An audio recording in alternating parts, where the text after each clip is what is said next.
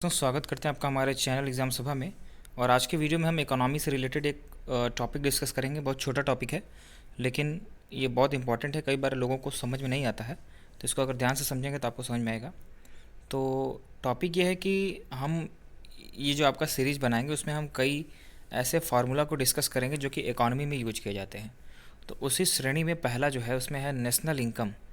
तो जो राष्ट्रीय आय होती है किसी भी देश की, तो कैसे गणना करते हैं, तो उसके अलग अलग मेथड होते हैं। तो इंडिया के केस में कौन कौन से राष्ट्रीय आय के मेथड्स जो हैं वो अपनाए जाते हैं या फिर कैसे निकाला जाता है, कौन सा पॉपुलर है, तो उसको हम समझते हैं। तो इससे कहीं ना कहीं हमको पता चलता है आखिर राष्ट्रीय आय क्यों निकालते हैं। ठीक है, ये सभी बातों की जानकारी इस वीडियो में प्राप्त होगी। पहला ये है कि टोटल मतलब नेशनल इनकम का मतलब क्या होता है। तो ये होता है कि total monetary value of all services and goods.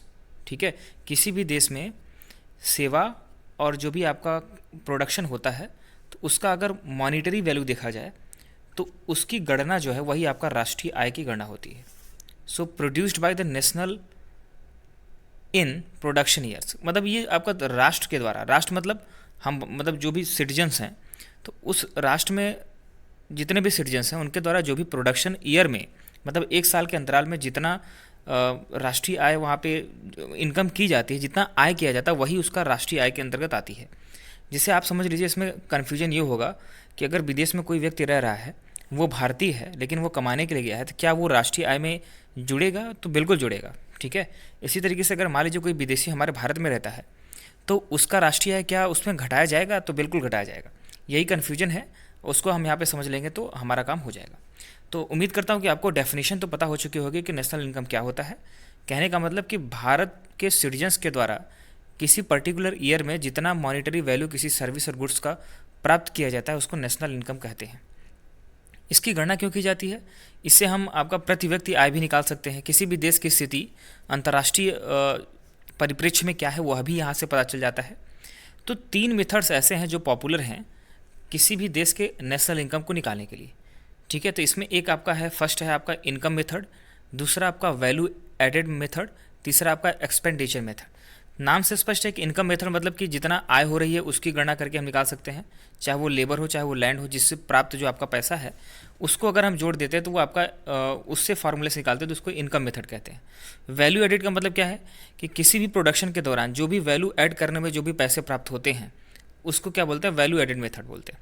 जैसे आप ये समझिए कि आलू है, ठीक है, तो आलू से आपने चिप्स बनाया तो उसमें आपने वैल्यू का एडिशन किया, उसमें नमक लगाया, मिर्च लगाया, पैकेट किया, उसको मार्केटिंग की, उसको बेचा। तो मतलब एक आलू जो है वो आपका आज मार्केट में एक चिप्स के रूप में है, तो उसमें वैल्यू एडिशन हुआ कि नहीं हुआ?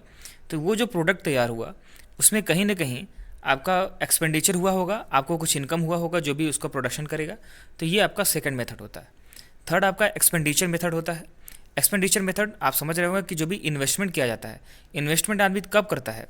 जब उसके पास इनकम आती है। तो इनकम से जब वो इन्वेस्टमेंट करता है तो इन्वेस्टमेंट कई तरीके का हो सकता है, वो या फिर वो किसी शेयर मार्केट में लगा रहा है, या फिर ये भी हो सकता है कि वो कहीं खर्च कर रहा है, तो वो भी एक्सपेंडिचर आपका मेथड के द्वारा उसको हम पता करते हैं। ठीक है, जो भी खपत करता है या फिर इन्वेस्टमेंट करता है उसके बेसिस पे अगर निकालते हैं इनकम, तो वो आपका थर्ड टाइप ऑफ मेथड होता है जिससे कि नेशनल इनकम निकाली जा सकती है। अब एक आपका पॉपुलर फार्मूला है national income equal to C plus G plus I plus X plus F minus D. अब इसमें सभी का टर्म्स अगर समझ लेते हो तो आपको समझ में आ जाएगा। सी का मतलब है कंजम्पशन, जितनी खपत होती है, तो उसमें आपका उससे पता चलता है कि जब आदमी खपत कब करेगा? जब उसके पास पैसे रहेंगे तभी तो वो खर्च करेगा, तो सी ये हो गया। जी का है कि गवर्नमेंट एक्सपेंडिचर कितना करती है अपने देश, अपनी जनता के द्वारा, क्योंकि जनता पर किया गया खर्च किया गया पैसा कैसे आता है? जनता का ही, जनता जब टैक्स देती है तभी तो गवर्नमेंट पैसे खर्च करती है, तो ये भी एक इंडिकेटर है। तो सी प्लस जी हो गया। आई का मतलब हो गया इन्वेस्टमेंट, मतलब कि हमारे देश के लोग जितना इन्वेस्टमेंट करते हैं वो आपका इन्वेस्टमेंट गिना जाता है, उसको आई से डिनोट करते हैं। ये सब प्लस हो रहा है, सी प्लस जी प्लस आई। एक्स क्या है? Net export. नेट एक्सपोर्ट से मेरा मतलब क्या है? एक्सपोर्ट मतलब क्या होता है कि अब अगर भारत की कोई भी वस्तु विदेश में बेची जा रही है तो उससे हमें फॉरेक्स प्राप्त होता है, फॉरेन आपका एक्सचेंज जो होता है उसके पैसे हमें प्राप्त होते हैं, कहीं डॉलर प्राप्त होता है तो कहीं कुछ और मुद्रा प्राप्त होती है। तो एक्सपोर्ट माइनस इम्पोर्ट जो होता है उसको हम बोलते हैं एक्स। अब इसमें 2 टर्म और बचता है, एफ और डी। एफ होता है विदेश में अगर कोई भी भारतीय है तो वो कितने पैसे देश में पहुंचाता है, और डी क्या होता है? भारत में अगर कोई विदेशी है तो यहाँ से कुछ पैसे ले जाएगा, तो वो हम माइनस कर देते हैं। तो इस तरीके से C plus G plus I plus X plus F minus D, ये आपका नेशनल इनकम का कंप्लीट फार्मूला हो जाता है। तो उम्मीद करता हूँ आपको ये वाला इकोनॉमी का ये टर्म जो आपको समझ में आया होगा। इसी तरीके से हम पार्ट बाय पार्ट में आपका पूरा प्लेलिस्ट डाल देंगे, उसको आप डिस्क्रिप्शन में जा करके इकोनॉमी का प्लेलिस्ट ढूंढेंगे तो आपको हर पर्टिकुलर आपका टॉपिक पे वीडियो मिल जाएगा। धन्यवाद।